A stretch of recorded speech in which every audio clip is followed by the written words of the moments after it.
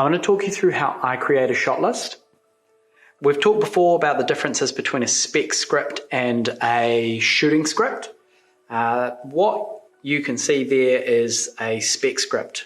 The production elements may have been tagged, but in order to figure out what shots and things we need, we're going to do that process now. And I find this much easier to do with a hard copy and actually writing on it than trying to do this digitally. So the whole point of a shot list is to figure out what all the shots you need are in order to tell the story that you're trying to tell. So you need to go through your script moment by moment and figure out what the best way of showing that information is on screen. So I'm going to just do this bit of this scene, obviously. So Greg is standing at his kitchen bench. This needs a proofreader, obviously, at his kitchen bench.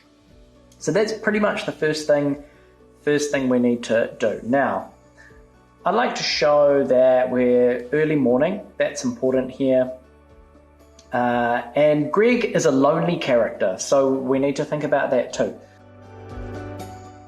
So for shot one, it's going to be a full shot of Greg, a static camera, so just static with cold light all around him and just some warm contrasting practicals. What that means is that we have some lights that actually exist in the location that are warm, so they contrast with the light that's all around. So we've got this little warm pool of light in the middle of the shot where you've got this cold blue light all around.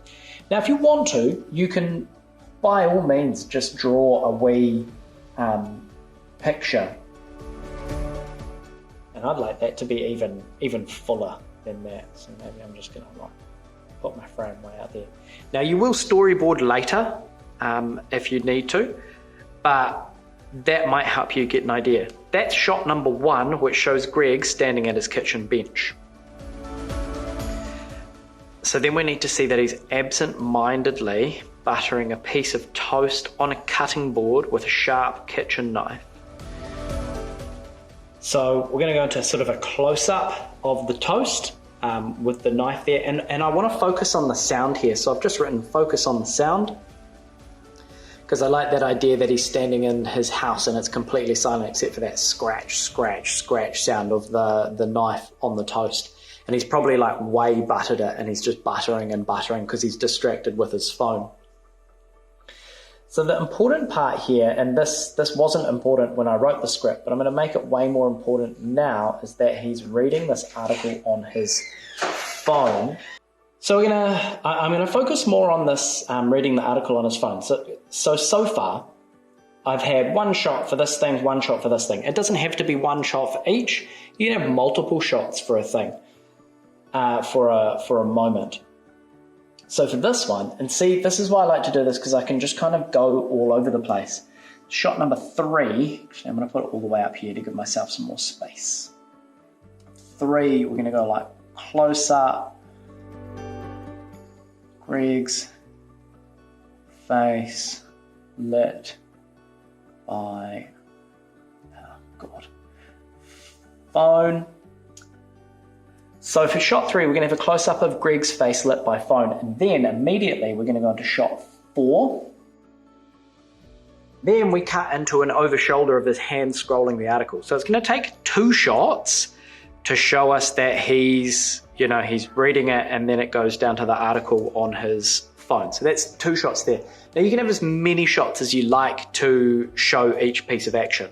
If you want to, you can also print your script into the middle of a much bigger piece of paper. And I can show you how to do that when your script is a PDF. Or you could grab a piece of refill, and as you go through your shots, you can just go, and puts knife in the sink is going to be shot number 5. And then over here, number 5. And this is scene 4. We haven't done scenes 1, 2, and 3, but scene 4. Shot 5. and you can describe your scene there. So an over shoulder of the knife going into the sink. Now I want it over shoulder because I want to be able to see into the sink, because that's where our focus really is, because it's another detail about Greg's life. So as Greg moves away, we linger looking into the sink, and it's just full of dirty dishes. That's why he's using the sharp knife to butter his toast, because that's the only knife that he actually routinely cleans, because all the others are just in the sink dirty. Maybe the sink's moldy. You probably don't have time to grow mold just for this, but that would be fun. So we've got number 5 there. Grabs the jug.